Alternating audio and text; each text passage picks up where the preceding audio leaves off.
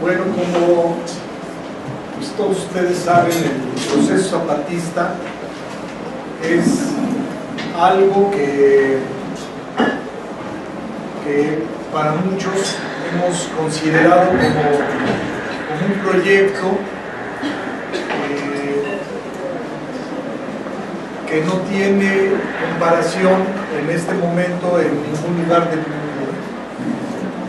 Algunos hemos considerado que es un proyecto tan importante como en su momento algunos que venimos de la vieja izquierda socialista hemos conocido en los textos como el proyecto de la Comuna de París, pero que ese proyecto pues duró unos días, unas semanas, o la primera parte de la revolución bolchevique, de la revolución proletaria en Rusia. Igual los primeros años, ¿no? O sea, no podemos compararlo. El caso es que la experiencia o el proceso zapatista lleva ya casi 20 años. Es un proceso que muchos de nosotros, la gran mayoría creo yo de los que andan por aquí, pues hemos conocido o hemos podido tener acercamiento o conocimiento directo o a través de las publicaciones de los compañeros. Es muy interesante este proceso.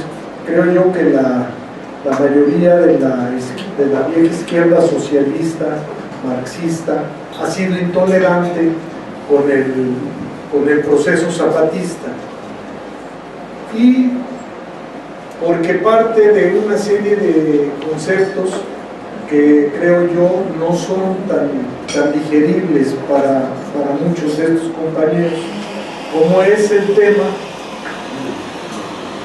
de la no lucha por el poder. O sea, los compañeros están trabajando para construir nuevas relaciones sociales, no para administrar el municipio de Ocosingo o el gobierno de Chiapas.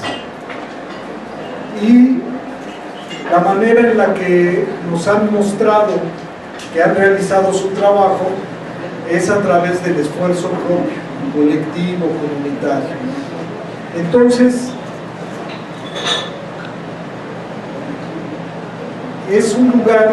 son lugares en donde se ejerce la democracia directa, no la democracia representativa. Nadie habla a nombre de ella, sino las comunidades hablan a través de ellas mismas y se representan por ellos mismos.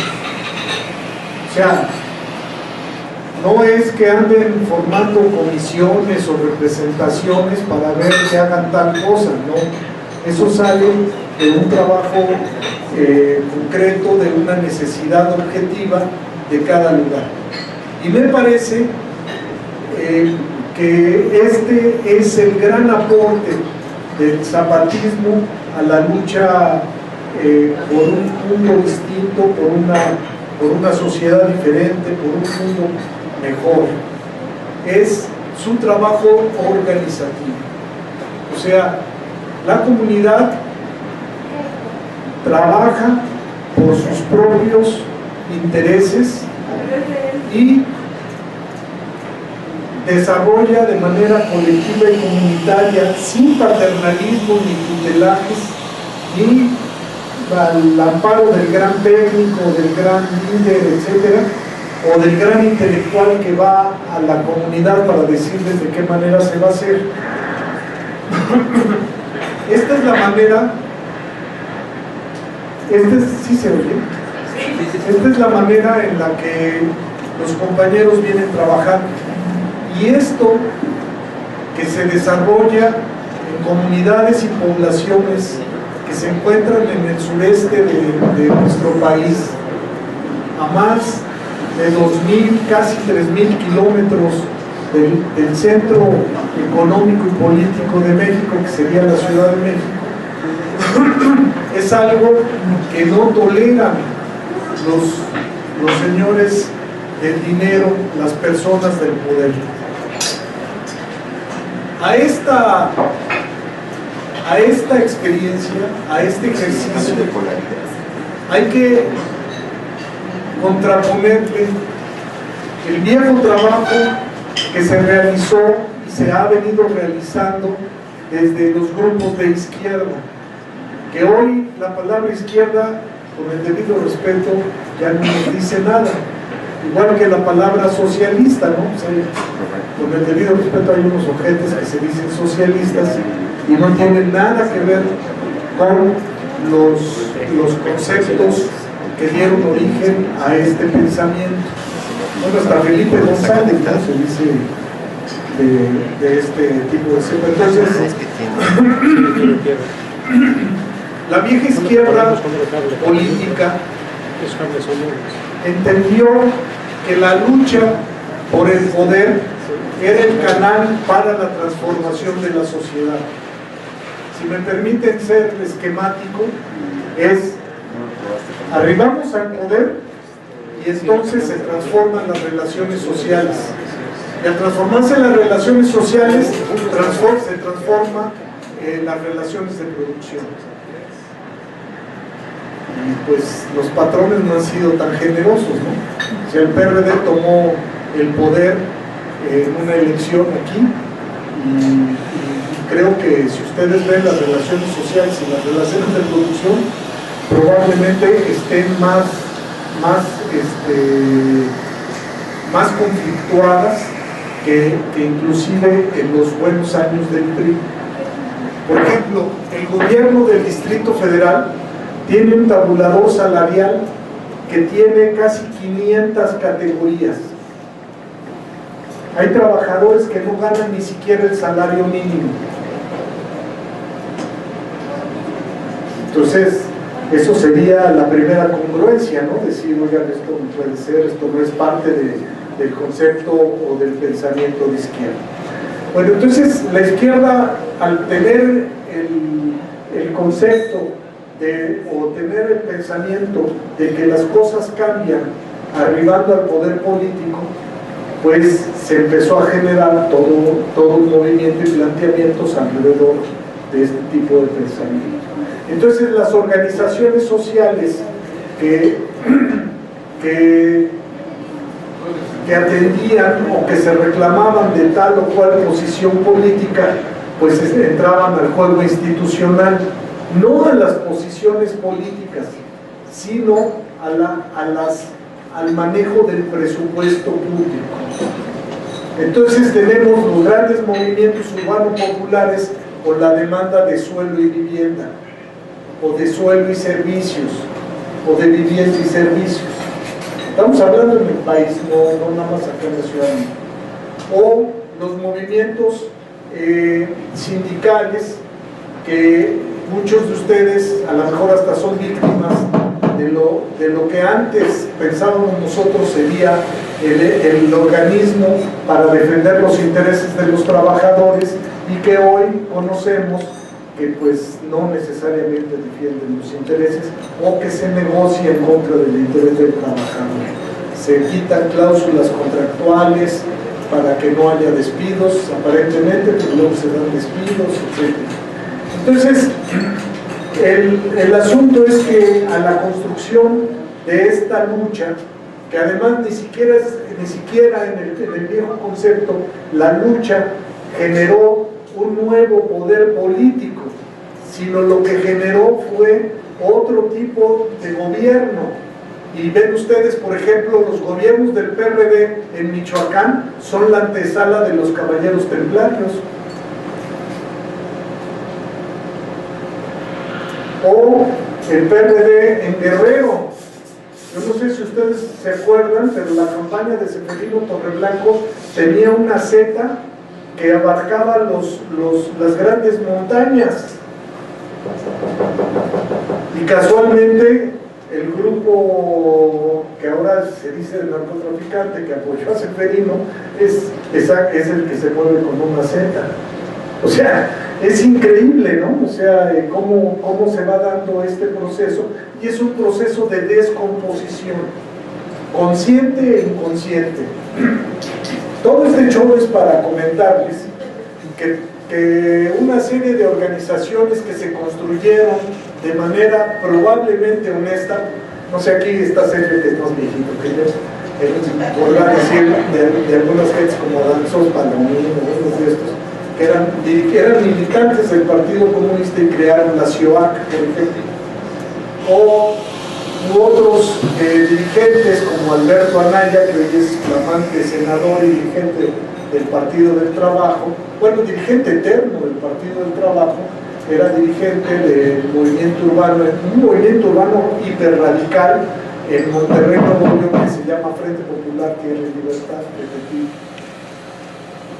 otro movimiento urbano popular en Ciudad Juárez, Chihuahua, que se llamaba Comité de Defensa Popular, que lo dirigía un ilustre personaje que le decíamos el Chato Aguilar, y que no solamente empezaron a generar estos movimientos para llevar servicios y construir comunidades, porque efectivamente lo hicieron, sino empezaron a entender que con la gente que organizaban y con las posiciones que iban obteniendo, pues ellos tenían que obtener dinero y cargos públicos.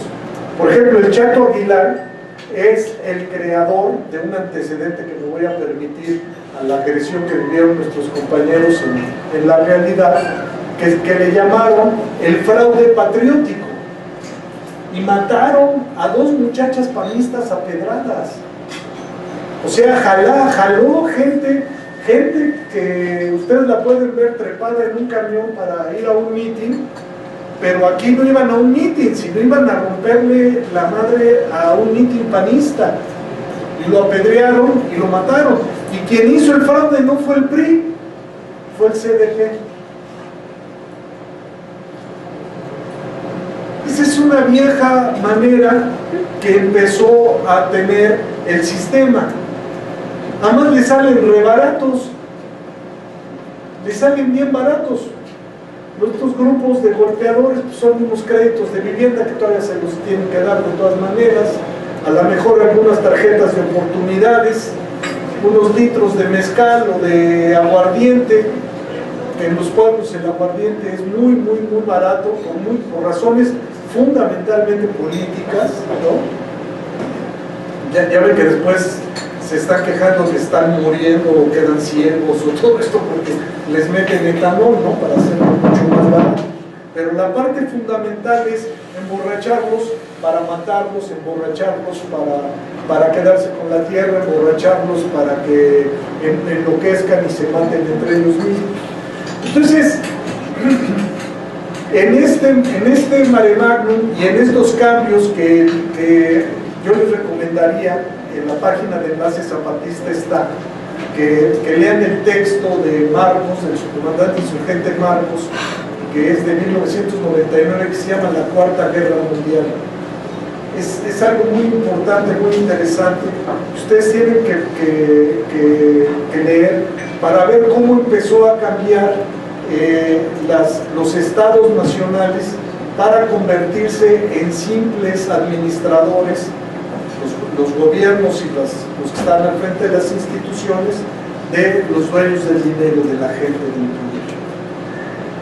Entonces, si la lucha social te permite tener 5 o 10 mil personas, ¿no? Pues son votos, ¿no? Y es músculo, y es todo esto. Entonces, pues yo creo que llegaban, pero puede decir algo que me puedo imaginar, decían, oye carnal, nada más que aquí, el que está poniendo toda esta gente soy yo, cabrón, y yo no me voy a ir de a gratis, ¿no? Entonces, no te preocupes, el regidor tal es tuyo. O no te preocupes, tanto presupuesto, ¿no? Y luego empezaron a obtener puestos. Miren, Beto Anaya, Beto Anaya es del mismo grupo maoísta del que era parte Rosario Robles y otras finísimas personas que hoy están o con Peña Nieto o con Fox o en el gobierno del PRD, etc. o en La Jornada, ¿no? Hay muchos de estos cuates que están por ahí. Entonces, bueno, el jefe de editorial, sí, me pasa aquí apuntado. El asunto es que Beto, miren, yo formé parte de una comisión, no sé por qué siempre tenía que estar en estas cosas, pero una comisión que fue, se pelearon dos grupos que eran de la misma, ahora sí que de la misma organización, uno que dirigía a Beto Anaya y el otro, ¿cómo se llama? Bueno, otro dirigente que se apellidaba Camero. Entonces, el Fedetil se divide y entonces Beto acusaba a Camero de tranza y de la chingada, y Camero decía, no manches, si tú te reuniste con Luis Echeverría y negociaste esto con Zorrilla, y pues lo sacaba al balcón porque él había estado ahí. Entonces Beto, para ser más listo, decía, mi madre, él está mintiendo y me está difamando. ¿Quién era el más chido? Pues Beto, ¿no? Beto Canalla, porque así le conocemos en el bajo mundo, Beto Canalla agarró, y en ese entonces teníamos un frente que se llamaba Frente Nacional contra la Represión, entre otros estaba Don Rosa Rivera. Y entonces se hizo una comisión del FENSER para ir al FEFETIL, para buscar que no se madrearan entre ellos, porque al final de cuentas eran compañeros. Bueno, Beto no nos permitió entrar a la colonia Tierra y Libertad. Pintó una raya, yo me acuerdo perfectamente bien, e incluso se lo dije porque me lo topé una vez ahí en los rollos de Chiapas. Se lo dije, puta, qué tiempos aquellos, ¿no, cabrón? Pintó con su pie una raya y traía dos bombas molotov, una en cada mano. Y dijo, el primer reformista, hijo de la chingada, que cruce esta línea, se va a llevar esta mano. Entonces, pues todos dijimos, bueno, nosotros te veníamos a ver por otras cosas, ¿no? Pues sí, estaban realmente locos y estaban realmente radicalizados, pero de forma, compañeros. ¿Sí me explico? O sea, no quiere decir que porque tiraran una o dos bombas o petardazos su política sea muy revolucionaria. Después, yo no sé qué haya pasado con Camero, hace 10 años que no supe qué pasó. Estuvo en la otra campaña, formó el Grupo Rojo y luego negoció con el gobierno de... No puedo quién era el gobernador del PRI, le roba el pase del PRI. ¿De dónde? Monterrey. Por eso, Dios los hace y ellos solitos se juntan. El asunto es que posteriormente, pues ya se constató que efectivamente Beto tuvo relaciones con Luis Echeverría, que se fueron haciendo cosas, etc. Hicimos trabajos porque ellos formaban parte de la Coordinadora Nacional del Movimiento Urbano Popular, la CONAMUP, y nosotros se cayeron nuestras casas aquí, por cierto, que son adhesivos y tiemblan, no se asusten, entonces se cayeron nuestras casas, formamos otra coordinación de trabajo y teníamos relaciones de trabajo conjuntas. Bueno, se hizo una reunión internacional y ellos pelearon mucho porque se fuera a Monterrey. Mis compañeros, yo no pude ir porque andaba enfermo, pero mis compañeros me decían, el FEPETIL tenía unas escuelas y unos programas productivos y esos sensacionales, pero en cada una de sus oficinas tenía una foto del presidente Mao y a su lado una foto de Salinas de Gortari. Y la moral de Beto y del PT pues estuvo presa en Almoloya, que era Raúl Salinas de Gortari. Todos esos, toda esa banda, Carlos Salinas, Raúl Salinas, Gustavo Gordillo, etcétera, etcétera, comandados por un tipo nefasto, ruin, etcétera, que fue coordinador del PT en la Asamblea Legislativa pasada, que se llama Adolfo Oribe, contra a los compas zapatistas, pues paramilitar casi, ¿no? Asesor de Ernesto Zedillo en contra de nuestros compañeros. O sea, finísimas personas, finísimas personas,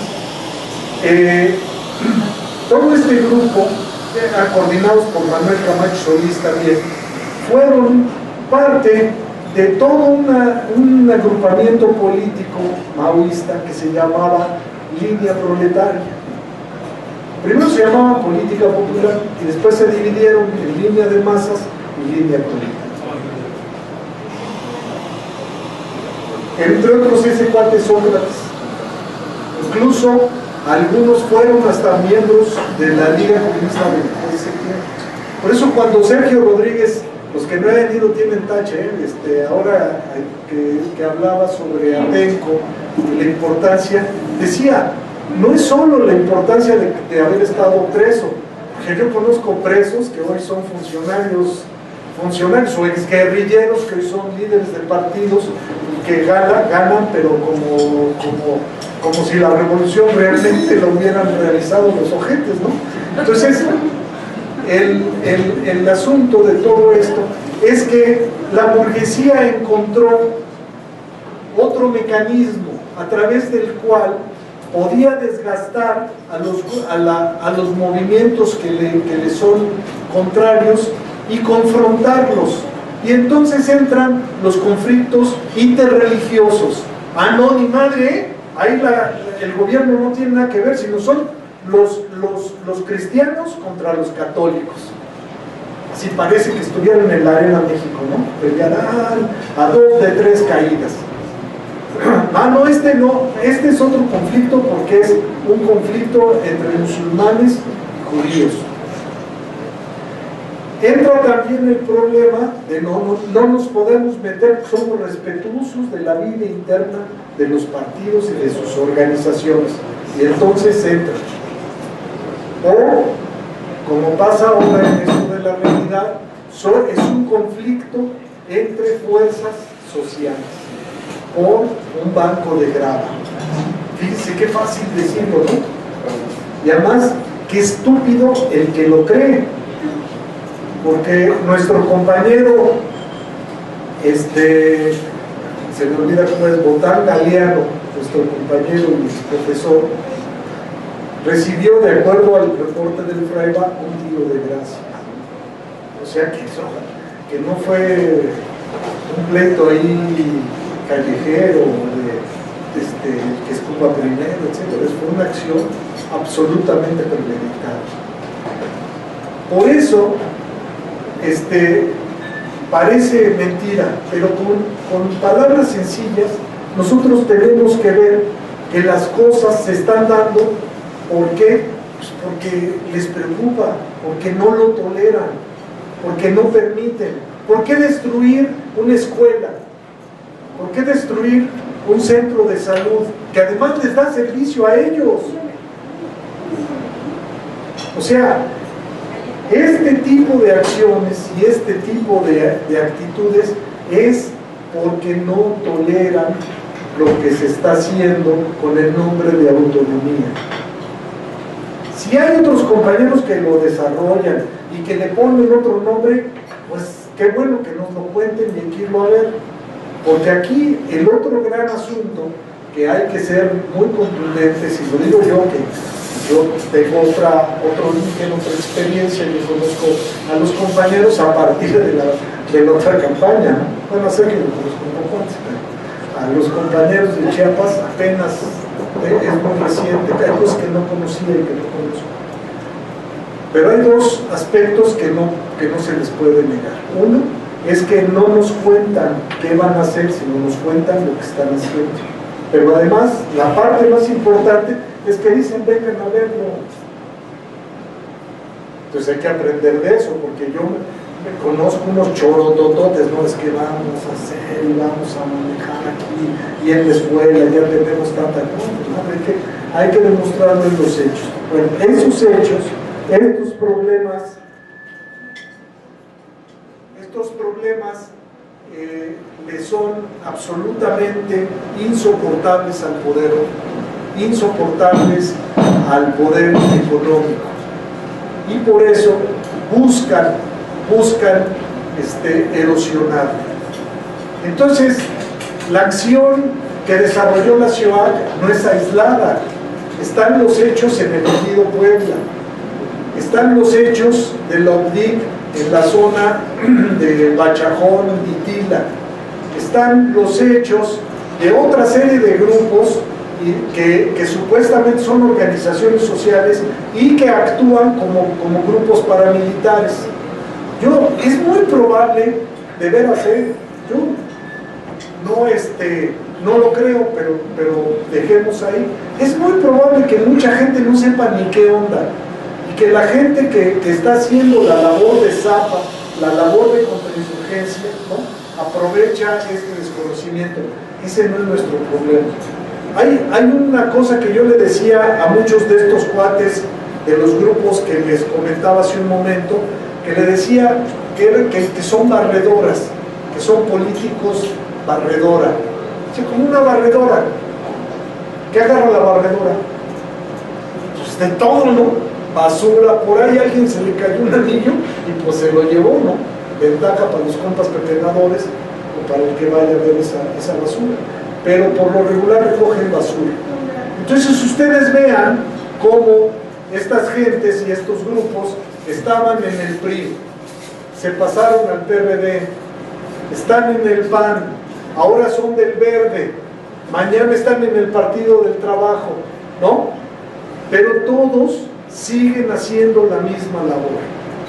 Entonces nosotros no podemos aceptar un perogrullo que dice: no sabíamos, como lo acaba de declarar la dirección aquí nacional de la CIOAC, no sabíamos que estaban platicando, pero lo más desastroso es que hay otros vivales que se protegen, y dice: sí, la CIOAC es una organización de lucha, y nosotros decimos contundentemente, la CIOAC a lo mejor, porque yo tenía muchos cuates, era una organización de lucha, hoy en Chiapas es una organización paramilitar, punto.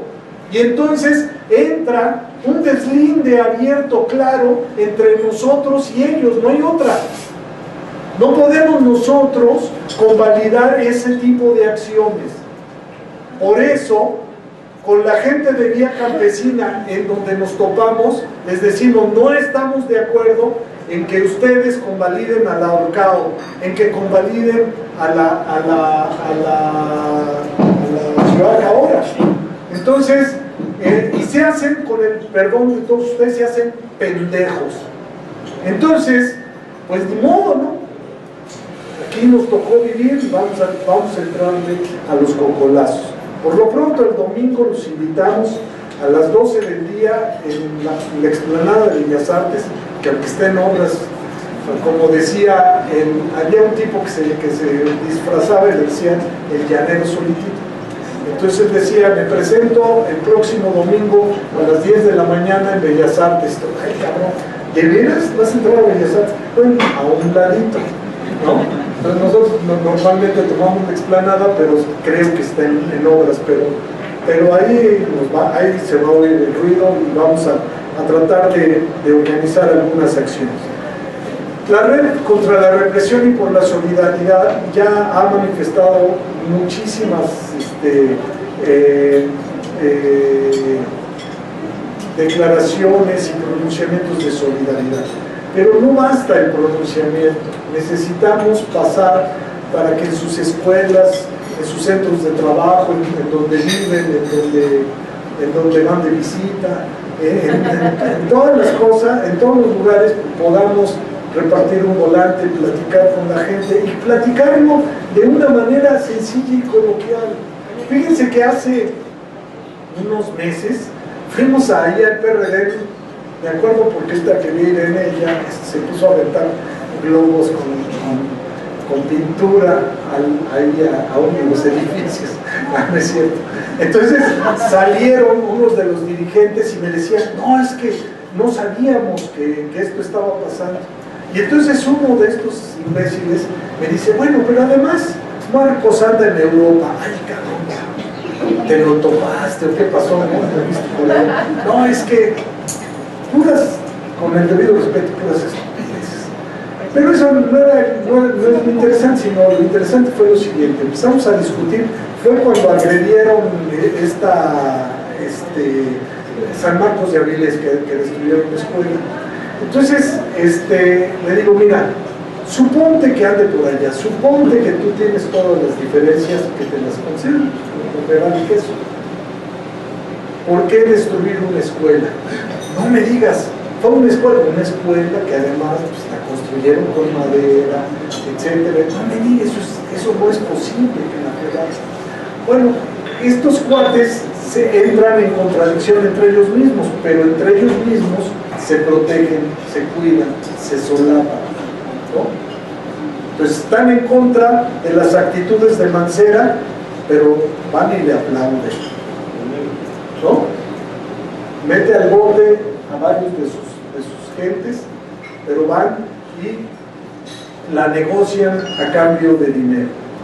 Entonces, como red, hemos entendido y hemos tratado de que lo que decimos lo acompañamos, aunque sea con una acción modesta. Y esto es lo que nosotros creemos que hoy hay que desarrollar en solidaridad con los compañeros de la realidad, con las compañeras y compañeros, bases de apoyo, que son realmente un ejemplo. Estas casas no me van a dejar mentir que realmente daba gusto estar ahí. A veces hasta uno está en lugares que de uno mismo y dice un chingo, no he tenido tiempo para limpiar, impecablemente limpias, impecablemente alegría, fraternidad, etc. Esa es la lucha, compañeros, es la lucha por vivir bien o por tratar de vivir bien, por ser felices. ¿Para qué quitarla? ¿Para qué golpear? Con el objetivo de intimidar, con el objetivo de buscar que bajo la intimidación se erosione ese proyecto y al erosionarse no vaya más para adelante. Yo creo que no va a ser tan fácil. Yo estoy convencido que no va a ser nada sencillo. Pero nosotros hoy tenemos que apostar y nuestra apuesta está con el Ejército Zapatista de la Liberación Nacional. Gracias.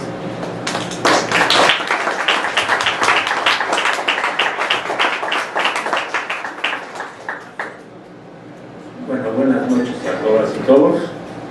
Miren, la idea un poco de esta plática es dar algunos elementos que les permitan a ustedes pues, tratar de entender y comprender qué es lo que se está jugando en esta confrontación que se está viviendo en Chiapas, en especial entre las fuerzas paramilitares y el Ejército Zapatista de Liberación Nacional.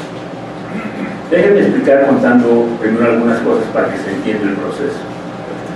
Cuando en 1994 el ZLN lanza la insurrección y el 12 de enero se decide un alto al fuego, el ZLN de hecho convoca a todas las organizaciones campesinas del estado de Chiapas a que tomen las tierras, ¿no? Es decir, llama a todas las organizaciones que muchas de ellas habían pactado con Salinas de Gortari en 1992 la modificación del artículo 27 constitucional y habían aceptado el fin del reparto agrario y el hecho de que lo que estaba en el mercado ya no eran los productos agrícolas sino la tierra en sí misma. Muchas de esas organizaciones, viendo el proceso de la insurrección zapatista, se lanzan a la toma de tierras en Chiapas. Se forma una coordinación campesina del estado de Chiapas en 1994 que aglutina, sin exagerar, a todos los campesinos del estado de Chiapas. Es decir, no tan solo a la parte indígena de los Altos, el norte y la selva, sino también a la parte de la sierra, todo lo que es Venustiano Carranza, Comitán, etc., y a la parte de lo que es, podemos decir, la costa, ¿no?, del estado de Chiapas. Todo el estado de Chiapas estaba tomado por campesinos, organizaciones campesinas del estado. Incluso en el mes de agosto, más o menos, se hace un acuerdo para lanzar un candidato a la gobernatura de todas las organizaciones campesinas del estado de Chiapas, más el ZLN, que era el compañero Amado Bendaño, ya muerto, ¿no?, el cual sufrió una agresión en su campaña electoral, en el que le lanzaron un tráiler a la camioneta donde iba él. El compañero que iba manejando esa camioneta murió y don Amado quedó muy lesionado, que incluso después se sabe la causa años después de su muerte. Digo, ese es el estilo, ha sido siempre el estilo de los poderosos en Chiapas. Entonces, obviamente, cuando se da esa toma de tierras, ¿no? Podemos decir, la mayoría de las tomas de las tierras, de la selva, los altos y el norte de Chiapas, habían sido tomadas por el Ejército Zapatista de Liberación Nacional, ¿no? Y organizadas desde el punto de vista productivo a partir de la construcción de los 32 municipios autónomos el 14 de diciembre de 1994. Entonces, esas son las tierras zapatistas. Esas son las tierras que recuperaron los zapatistas con un esfuerzo impresionante y que permitieron que fuera el único lugar en el que, de hecho, no valió la ley Salinas de 1992, ¿no? Y no aceptaron, no tan solo no aceptaron vender la tierra, sino ni siquiera aceptaron registrar la tierra, porque no reconocen autoridad alguna en el Estado mexicano. Es decir, la tierra zapatista no es una tierra que esté registrada ante la Secretaría de la Reforma Agraria, ¿no? Incluso por eso nadie sabe su dimensión, ¿no? Nadie conoce el área exacta, que es un chingo de hectáreas, ¿no? Una vez, yo siempre tengo unos compañeros que trataban de medirle al Teodolito, y bueno, pues fracasaron, ¿no? Al Teodolito simplemente es imposible medirla. Eso es una cosa que se tiene que hacer con satélites, ¿no? Si no, no se puede medir. Obviamente que ese proceso de recuperación de tierras pues trae un problema, porque la inmensa mayoría de esas tierras eran de los señores de Horca y Cuchillo, que eran los mandamases en Chiapas, que aplicaban el derecho de pernada, ¿no? En Chiapas todavía hasta 1993, es decir, que aplicaban el derecho de escoger a las hijas de los peones para violarlas, ¿no? Que aplicaban todas las cosas de tienda de raya, ¿no? Y todas las cosas que narra perfectamente Rosario Castellano y otros escritores, ¿no? Desde hasta probar los hongos para saber cuáles eran venenosos y cuáles no, a pesar de que los indígenas sabían perfectamente por verlos cuáles eran venenosos y cuáles no. De todas maneras las hacían probar, ¿no? Para que no fuera que se puedan envenenar los familiares de los finqueros. Entonces, eso se rompió. La inmensa mayoría de las tierras de los compañeros eran la tierra de los latifundistas del estado de Chiapas, de los Canter, de los Gordillo, ¿no? De los de La Vega, de todo este tipo de gente. Esas eran las tierras que recuperan los compañeros. Y es una recuperación de tierras muy importante, ¿no? Incluso algunas que eran de vocación ganadera, no de vocación agrícola, y que los compañeros convierten de vocación ganadera a vocación agrícola, lo cual, compañeros, significa un avance histórico fundamental, porque la vocación ganadera de las tierras implica casi siempre mercado, y por lo tanto implica valor de uso y valor de cambio, ¿no? La vocación agrícola es fundamentalmente de autosustento, que permite la alimentación de la gente con una tierra que tiene buena calidad, muy buena calidad, porque hay muchos ríos, ¿no? En toda esa parte de la selva y el norte del estado de Chiapas. Entonces, esta cuestión evidentemente que genera el hecho de que Constantino Canter y los otros terratenientes no abandonen desde esa época el sueño dorado de recuperar su tierra, entre comillas, ¿no? O sea, Constantino Canter, como su nombre lo indica, es de origen alemán, ¿no? Este origen alemán no tiene nada que ver con la historia del estado de Chiapas, ¿no? Entonces, igual que Absalón Castellanos y todo ese tipo de gente. Entonces, nomás para que se den una idea, ustedes vean más o menos el promedio de estatura del estado de Chiapas.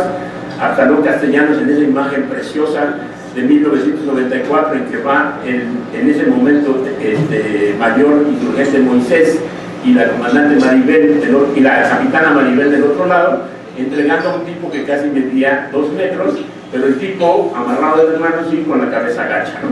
Entonces, esas imágenes eran muy poderosas porque representaban la derrota de los señores del dinero que eran los señores de la tierra en el estado de Chiapas, ¿no? Y además, junto con los de Yucatán, pues eran los más racistas y los que aplicaban más castigos a los campesinos, ¿no? Cualquier interesado vea La rebelión de los colgados de Bruno Travel, ¿no? Y va a ver lo que era esa cuestión del campesinado en el estado de Chiapas y cómo lo trataban los finqueros, en ese caso los que iban a extraer chicle o lo que dicen las llantas, ¿cómo se llama? Caucho. Bueno, entonces ese elemento de la recuperación de las tierras por parte de los compañeros genera, pues obviamente, ahora sí que un territorio muy amplio y muy codiciado, ¿no? Y ese territorio ellos no han perdido las esperanzas de recuperarlo. Lo que sucede es que las esperanzas para recuperarlo no eran fundamentalmente en función del ejército federal, porque ellos sabían las consecuencias que tenía o que tiene la intervención del ejército federal en Chiapas, porque lo vivieron en febrero de 1995, cuando Zedillo manda al ejército federal a tratar de detener a la dirección del STLN y se arma un desmadre internacional impresionante y tienen que dar marcha atrás. Después de febrero de 95 es que surge la idea en los mandos del ejército federal y por parte de esos señores de antiguos latifundistas de crear las organizaciones paramilitares. Y en cada lugar, en los altos, en el norte, en la selva, van creando esas organizaciones paramilitares. Mientras duró el proceso de organización campesina, ¿sí? Y de la coordinación campesina que les conté que se creó en el 94, fundamentalmente los paramilitares eran aquellos que estaban en la zona del norte del estado de Chiapas, de los altos del estado de Chiapas, ¿no? Y que fue donde se dieron esas cosas terribles como la Reacteal, el Bosque, el Chenaló, etcétera, etcétera, ¿no? Y fundamentalmente eran sectores vinculados, lo siento por el señor que escribe en la jornada y dice que nosotros no nos preocupamos por los protestantes, pero no es problema de uno, ¿no? O sea, eran sectas protestantes los que hicieron la masacre en Acteal, ¿no? Y esas sectas protestantes eran organizadas en grupos como Mira, como La Mano Roja, como todos esos, Máscara Roja, como todos esos que fueron claves en el surgimiento de los grupos paramilitares. Esos grupos paramilitares, después de la masacre de Acteal en 1997, van a entrar en crisis. ¿Por qué? Porque obviamente, como se detiene a varios de ellos, ¿no? Esa misma gente dice, no tenemos garantía de que después de todos los cursos de formación que nos dio el ejército, porque eran formados por el ejército federal, eran capacitados militarmente por el ejército federal, y bueno, no está de más de decir, ¿no? Pero el ejército federal no se distingue por su capacidad, ¿no? Por su capacidad en derechos humanos, ¿no? Por eso yo digo que siempre es una contradicción y el peor de los oximorones, decir inteligencia militar, ¿no? O sea, no existe, ese animal no existe, inteligencia militar. Existe estupidez militar, eso sí existe, ¿no? Y ese no es un oximorón, sino va en línea directa, estúpido militar. Entonces, el hecho concreto es que al fracasar esta forma de estos grupos paramilitares, entonces va a iniciarse el otro proceso. Y el otro proceso es empezar a comprar a esas organizaciones campesinas que en 1994 habían aprovechado la insurrección zapatista para tomar tierras, ¿sí?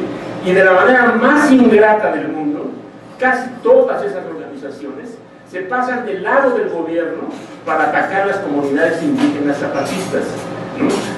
Casi todas, sin excepción, ¿no? Uno de esos casos, bueno, más bien dos de esos casos, son las dos ciudades, la ciudad democrática y la ciudad histórica, ¿no?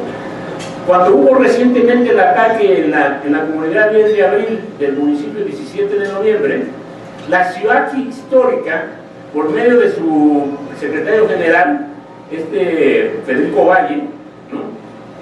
Hizo una denuncia de que la ciudad democrática, esa sí era paramilitar, y se deslindaba de ellos, ¿no?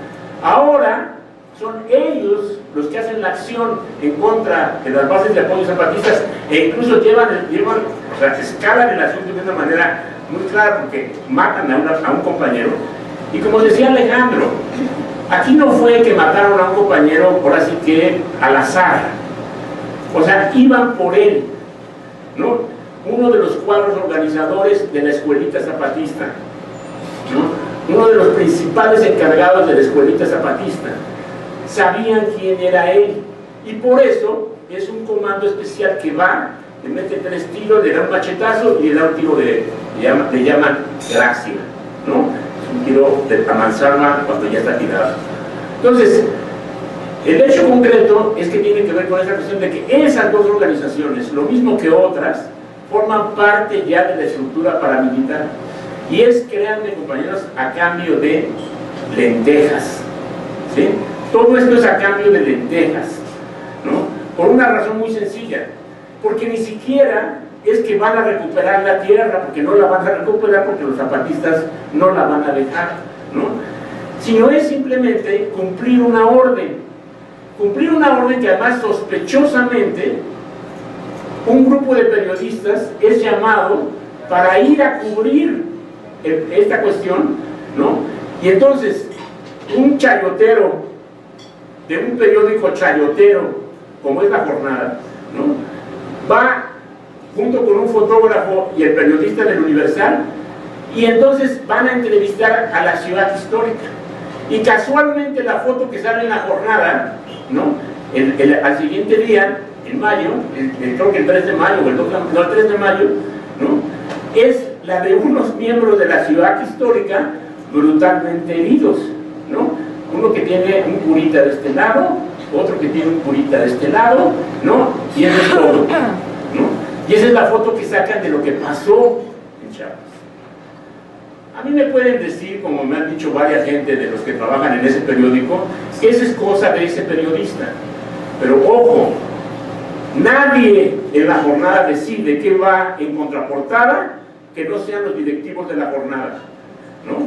Y ojo, nadie le da difusión a una cosa como el estilo en la que hay un muerto, además un muerto zapatista, que no sea los directivos del periódico, ¿no? Entonces, es así de simple, ¿no? Es un hecho concreto. Aquí, me perdonan, pero no se puede uno llamar a engaño, ¿no? Esa gente, como Helio, ¿no? el reportero de la jornada, o como el fotógrafo, trabajan para los paramilitares, trabajan para el gobierno, y fueron con un carro del gobierno directamente a entrevistar a esa gente de la ciudad histórica. Por otro lado, la ciudad histórica forma parte de Vía Campesina, ¿no? Vía Campesina es una organización que agrupa a campesinos de todo el mundo, desde las Filipinas hasta Brasil, ¿no? Con los cuales en el año 2007, si no me equivoco, se hizo un acuerdo. Incluso hubo una conferencia que vimos aquí en el Palacio de Minería, toda una serie de dirigentes de Vía Campesina, una compañera de Brasil, un compañero de Filipinas, un compañero del Estado español, habló don Juan Chávez, ¿no? Del Congreso Nacional Indígena, habló el comandante insurgente Marcos y hablé yo, ¿no? Entonces hicimos ese acto, ¿no? Todavía después en Chiapas se hizo una reunión más cerrada en la que entregaron la bandera de Vía Campesina al STLN. Bien,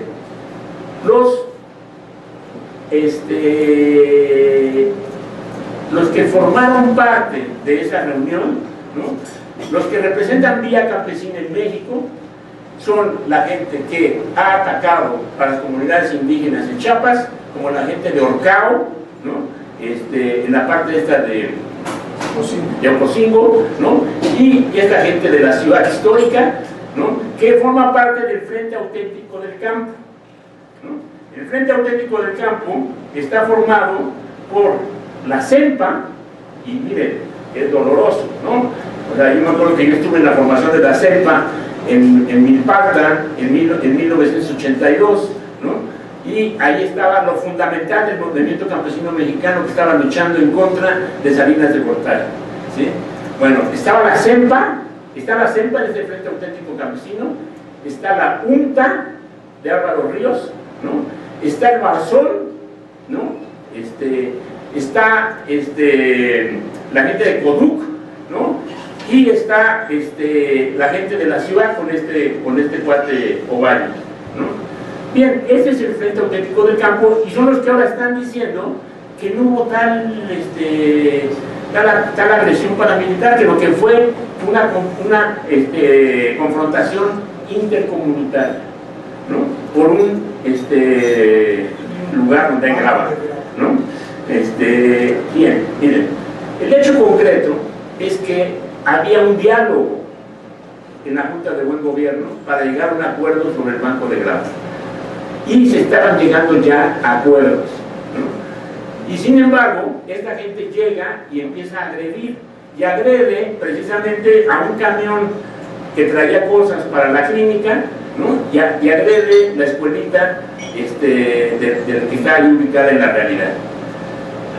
Entonces, obviamente que esa agresión, incluso yo diría muy probablemente, no fue hecha, diseñada, organizada por la misma gente que vive ahí, sino fue gente externa, en lo fundamental, que llegó a eso, de esa organización, e inmediatamente salieron huyendo, ¿no? Esa gente, porque además tienen esa característica, ¿no? De dejar a la gente de base en la confrontación y los jefes irse, ¿no? Porque a esta gente los agarran en un Volkswagen ya en Comitán, ¿no? Tiempo después, o sea, unas horas después, cuando habían estado directamente en el enfrentamiento. Por lo menos los compañeros dicen que uno de ellos era jefe paramilitar. Entonces, todo esto nos plantea el siguiente asunto, ¿no? Hay un proceso de crisis en el viejo movimiento social mexicano, ¿no? ¿Por qué? Porque siempre, desde la historia de la Revolución Mexicana, ¿no? Yo no voy a ir a los aztecas ni nada de eso, porque eso es buena literatura de Octavio Paz, pero muy mala análisis histórico. Pero hay un hecho concreto. Hay dos almas en el movimiento social mexicano. Un alma es aquella donde el movimiento social mexicano piensa que dirigiéndose al Estado, dirigiéndose al gobierno, le va a resolver todos sus problemas, ¿no? O sea, es ese sector peticionario, ¿no? Que se puede entender porque viven en situaciones muy difíciles, de miseria muy grande, sea del movimiento urbano, sea del movimiento campesino e incluso del movimiento de los trabajadores, de los obreros, etc., que tienen como idea, una ilusión vana, pensar que el Estado va a resolver su situación de miseria. Por ejemplo, esta ciudad, esta histórica, forma parte de la Fundación Verde, ¿no?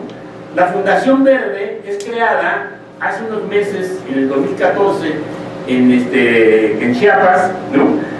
Y esa Fundación Verde es de hecho el proyecto del Partido Verde para el movimiento campesino, ¿no? Y esa Fundación Verde, que se llama Fundación Chiapas Verde, ¿no?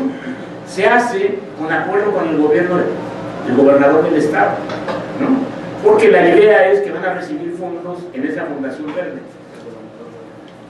porque es el gobernador verde, ¿no? Es el gobernador verde, verde en todos sentidos. Entonces verde e inverde. Pues sí, porque no tiene valor.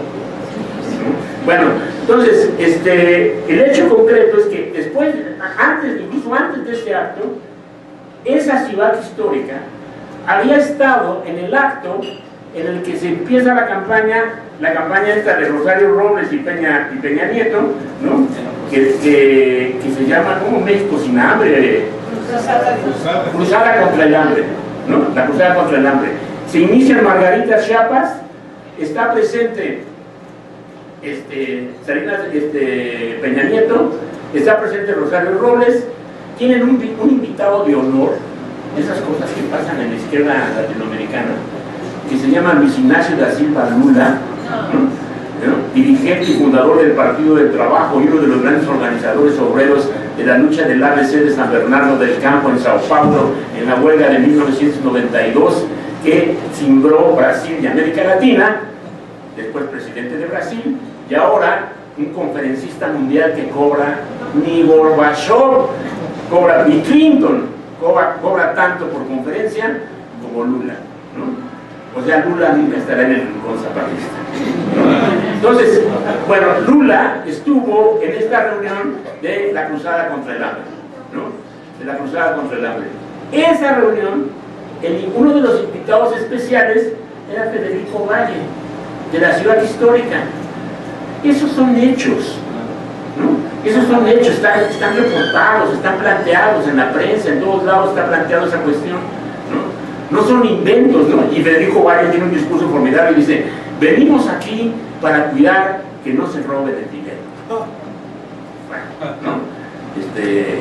Yo creo que Rosario Robles ha de estar bien preocupada de que Federico Valle la esté vigilando, de que no se robe el dinero, ¿no? Bueno, entonces, el hecho concreto es que todas estas organizaciones responden a esa política del Estado.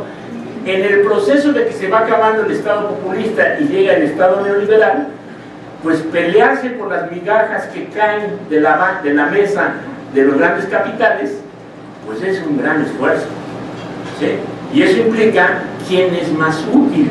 ¿Y quién es más útil para qué? Para destruir la otra alma del movimiento social mexicano, que es el alma que plantea la idea de la autonomía, de la autoorganización, de la autogestión, de todo el proceso que significa que la gente decida por sí misma y no por un dirigente, un líder o un candidato o lo que sea, ¿no? Entonces, este proceso es un proceso fundamental de esa otra alma del movimiento mexicano, social mexicano. Es la que se expresó con Emiliano Zapata a partir de 1910 hasta 1919, que lo matan. Es la que se expresó en 1968 en el movimiento que hicimos en contra de la política del Estado, y donde todos gritamos: todos somos CNH, y los pobres del CNH tenían que cuidar de no negociar a espaldas de la gente, porque al momento que negociaban a espaldas los quitábamos de la representación, ¿no?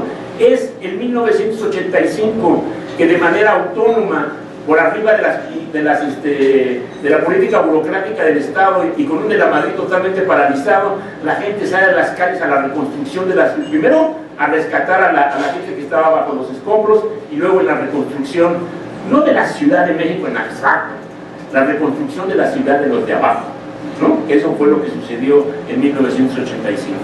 Entonces, otros movimientos que ha habido de independientes y autónomos de la influencia del Estado, el mismo CGH, etc., ¿no? Esas son las dos almas del movimiento. Pero esas dos almas del movimiento podrían subsistir, y en última instancia que la práctica dijera cuál tiene razón, a condición de que una de ellas no sea utilizada para destruir la otra, ¿sí? Si hay gente que tiene confianza de que el Estado le va a resolver sus problemas, ahora sí que, como dicen los gringos, go ahead, adelante, ¿no? Háganlo, ¿sí? Bien, continúen. Pensamos que es un error, pero no los juzgamos por eso, ¿sí? No los condenamos por eso. Condenamos a esta organización porque no tan solo hace eso, sino que hace eso y hace el trabajo sucio del Estado mexicano, hace el trabajo sucio de los viejos finqueros de Chiapas, hace el trabajo sucio de todos los señores del dinero de este país, ¿no?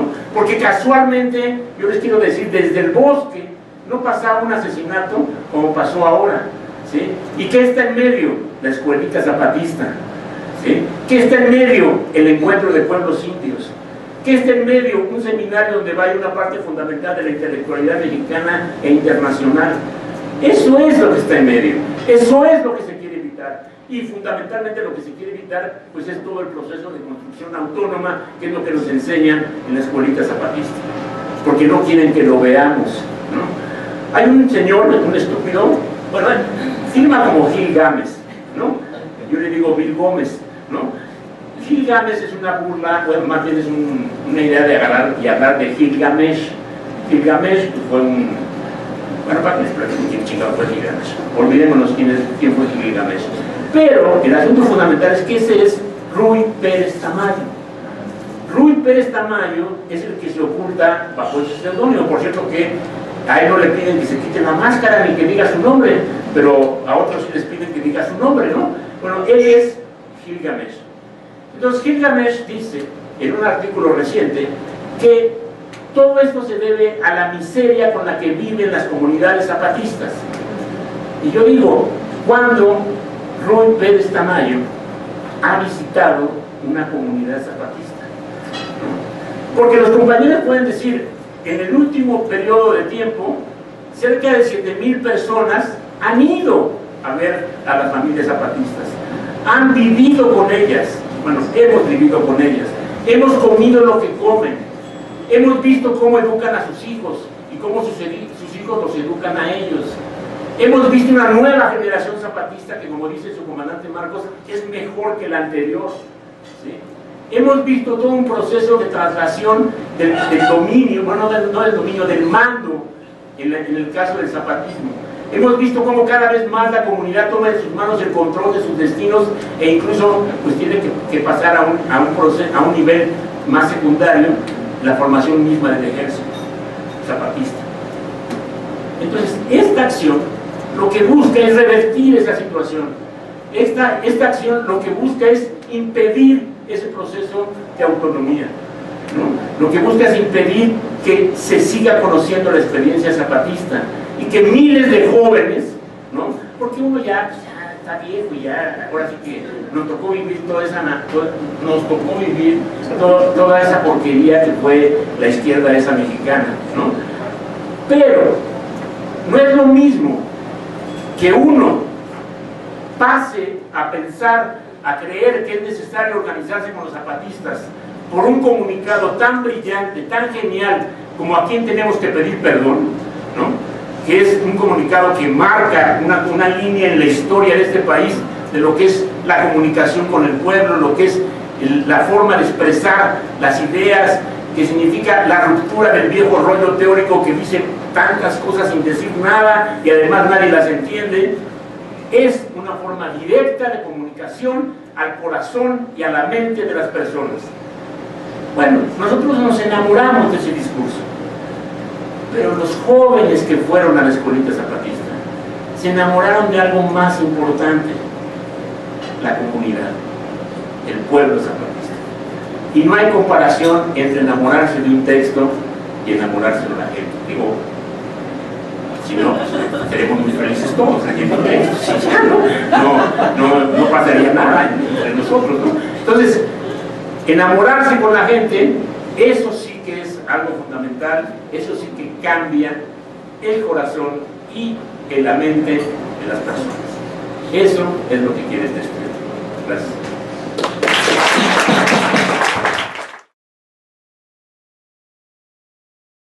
La experiencia o el proceso zapatista lleva ya casi 20 años. Es un proceso que muchos de nosotros, la gran mayoría creo yo de los que andan por aquí, pues hemos conocido o hemos podido tener acercamiento o conocimiento directo o a través de las publicaciones de los compañeros. Es muy interesante este proceso.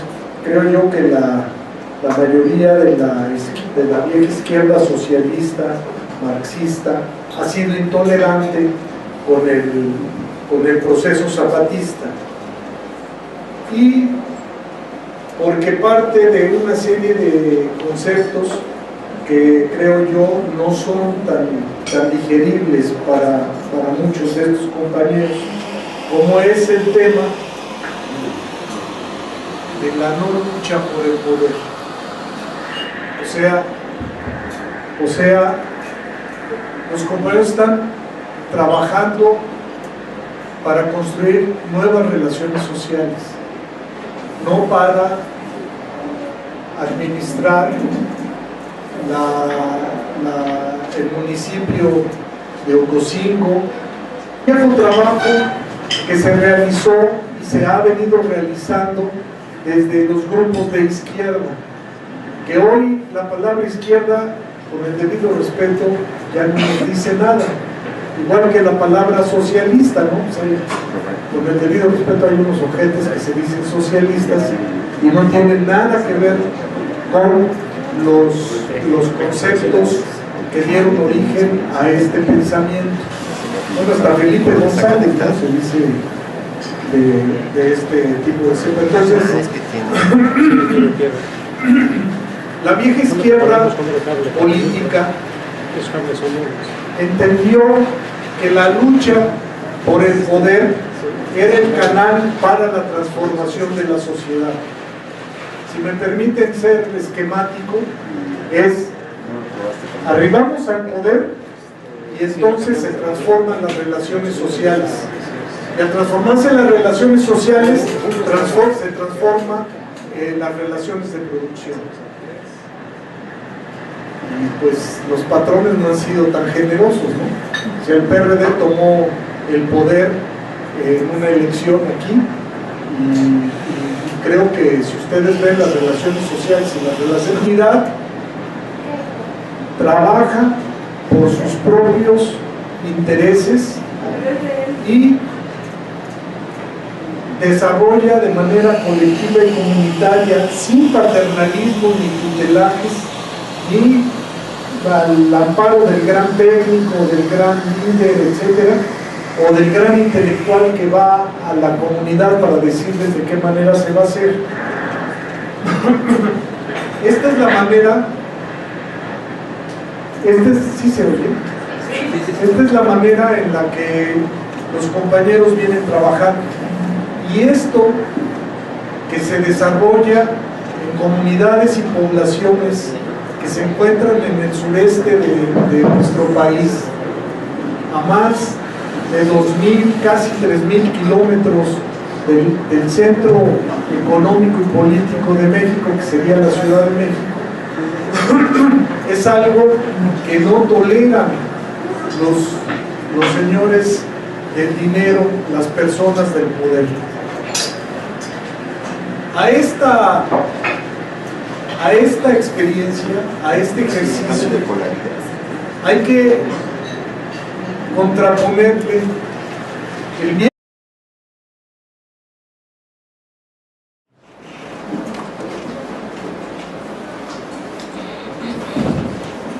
Bueno, como pues, todos ustedes saben, el proceso zapatista es algo que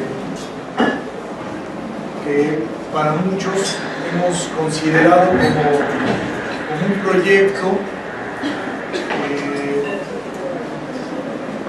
que no tiene comparación en este momento en ningún lugar del mundo.